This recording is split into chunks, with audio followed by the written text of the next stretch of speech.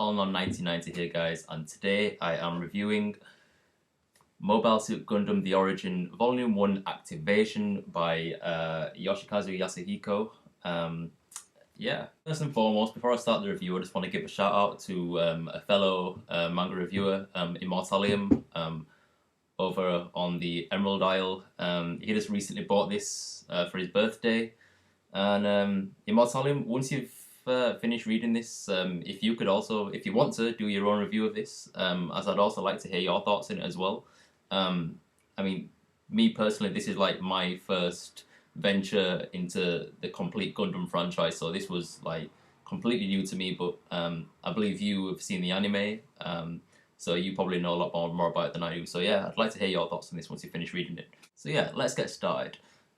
Mobile Suit Gundam starts us off in the Universal Century 0079, which I believe to be in the distant future. It follows its own time period, and the story is really intriguing. Given the genre that it is, and the fact that it's really action-packed and stuff, I would expect it to be very fast-paced and to be flicking between different scenes and, you know, different locations, you know, sporadically all the time. But the pacing of this was not slow, it didn't drag, but it was a nice steady pace. It allowed me to taking the whole story, taking the characters, taking what was going on, taking, you know, the scenery and the locations where they were, and it was really easy. It was a really easy, comfortable read, and that was quite surprising because given how complex and confusing the whole Gundam franchise is anyway, you know, I'm really glad I started here because this was a really simple, nice, relaxing read for me. It's kind of put to rest my confusion with the whole Gundam franchise and where to start and which, you know, storyline to pick up and stuff. So yeah, this one was really good, and I believe it to be the original. Yeah, so anyway, it starts off in Universal Century 79, and basically the human race has begun colonizing space, and they have these like gigantic, like terraformed cylinders, and like millions and millions of people live within these. But the colony that's furthest away from the Earth has basically declared independence from like the Earth Federation and declared itself the Principality of Zeon, and basically work and function independently, and they want to basically gain their independence, and you know, thus starts a long war, just in one little month of this war starting, you know, the Federation and the Principality of Zeon have together slaughtered like more than half of the Earth's total population, which, you know, that's an incalculable amount of people, you know, scaling up into the billions, you know. So because of that, you know, the war has reached a stalemate, and you know, there's been relative peace for 8 months, and that's where basically the story picks up. Where the story starts is at a colony that's under construction called Side 7, and some like Zeon recon forces have infiltrated the giant construct, basically to try and acquire information, you know, for what they assume to be going on there. And what they discover is that there's in like the end section of the cylinder, there's like where it's under construction, there's what they find out is that there's a military base there where the training and testing out like prototype new Gundam suits, and they find basically a newer, higher adapted model, which is this one. Well, it's actually the second model, but the first model is basically exactly the same as this. The prototype model, the RX-781. This is the RX-782, and it's superior to any other model that you know the Zeon bosses have. They just use what they're called. Oh jeez, what they're called? I can't remember the mobile suit names that the Zeon give to theirs. What are they called? I've just read this. Zaku's, yes. The Zeon use Zaku's, which are, you know, wholly inferior to this new mobile suit. And yeah, so they gain this information, you know, at the cost of a few lives, you know, on both sides. Basically, they succeed in destroying the first model of the RX-78. But then they discover obviously there's the newer enhanced version of it, because the first version was just a prototype. This one is now like the complete version of it, and the Federation's goal is basically exporting this to Earth, and obviously the Xeon trying to intercept that and destroy this model. But then we're introduced to Amuro, who's like the main protagonist. Where is he? Amuro, where's Amuro? And Amuro's dad, Amuro's kind of like Shinji from Neon Genesis Evangelion. I see a lot of Shinji in Amuro's character, wholly for the fact that he pilots the new Gundam suit, and his dad is like an engineer for the Federation, and has like developed like Gundam suits and stuff. So there's similarities, and I can see where the mangaka for Neon Genesis Evangelion has taken massive inspiration for this. In fact, one of the essays in the back of the book is from the creator of Neon Genesis Evangelion, so yeah, he's directly inspired from this. But the story is really good, even though there's quite a lot of characters to take in, on both sides of the forces. You kind of do get to grips with like what's exactly happening at what particular point. And so yeah, the Zaku's they end up failing in destroying the second model of the RX-78, because Amuro jumps into it, starts piloting it and takes out a few of the Zaku's, and I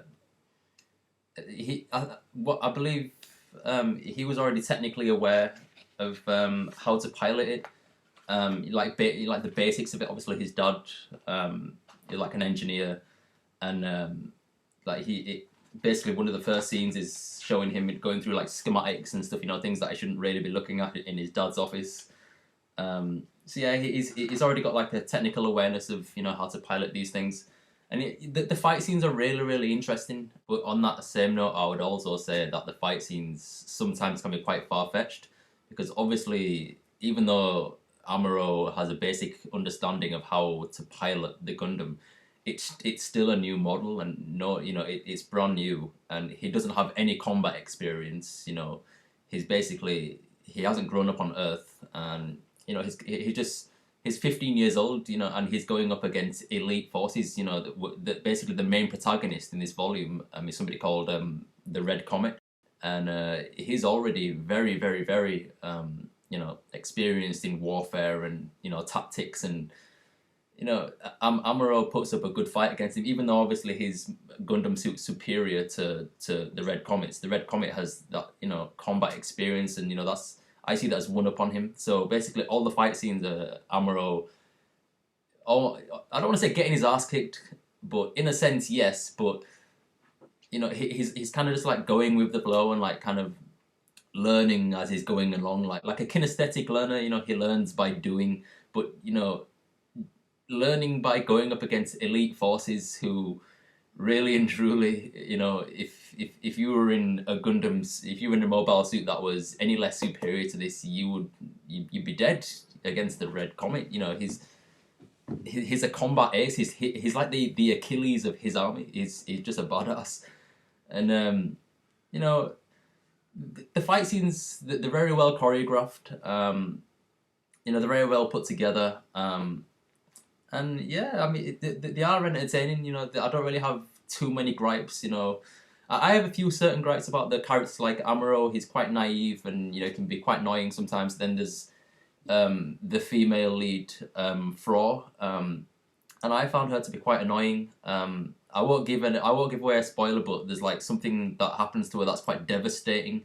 And then like in the next chapter, she's like joking around like nothing's happened, like she hasn't gained any sort of emotion from that at all. It was a little bit far-fetched for my liking, but nonetheless, the characters are entertaining, and you do get drawn into them, and it like I said, it's an entertaining read. As for the pacing, I'll mention again. I assumed that that they would have been flicking through different scenes and things like that, but in this entire book, without giving away where they are or what they're doing, or let's put in an analogy. Let's just say that it starts off at point A, and then it takes them more than half of the book to get to point B, and then by the end of the book, they're only just about getting to point C. So story is very well driven. I think it's very well, and it doesn't need to be any faster.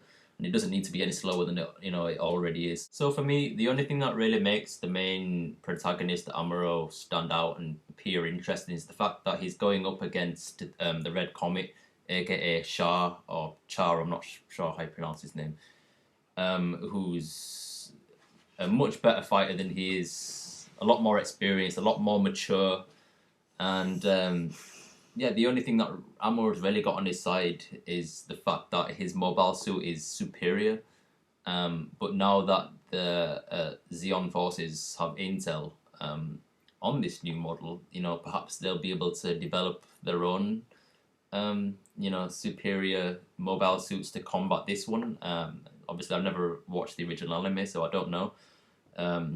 But yeah, the fact that the main protagonist is weaker than the antagonist is something that really works for this, because it allows for development and experience and all these things that the main character Amuro needs, because so far I see him as quite bland.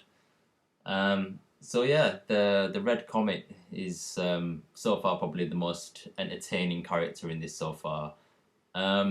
But they're not the only characters. It's not just centered around Amuro and Red Comet and Fro. There are other characters that also stand out, like Lieutenant General Grade Bright, who is like the acting commander of the ship that features in this throughout the whole volume, and he's a pretty cool character. But yeah, I believe that there are going to be 4 volumes of this in total. The next one due for release the 20th of June in the UK. So I can't wait to get the second volume of this. And they're relatively cheap for the standard and quality that you get. Paying £15 for this, I think it's really worth it, and you're really invested in something that's really good. And yeah, I mean, that's pretty much it of Mobile Suit Gundam: The Origin Volume 1 Activation.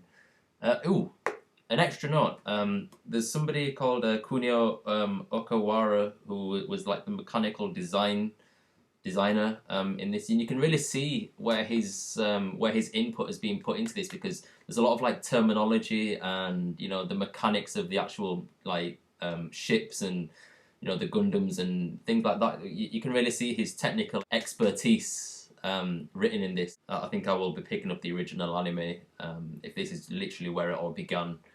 In 1979, when it was originally created. So yeah, that's me, Halnon 1990, with my book review, Volume 1 of Mobile Suit Gundam: The Origin, and yeah, definitely pick this up, guys. It's amazing. So yeah, goodbye.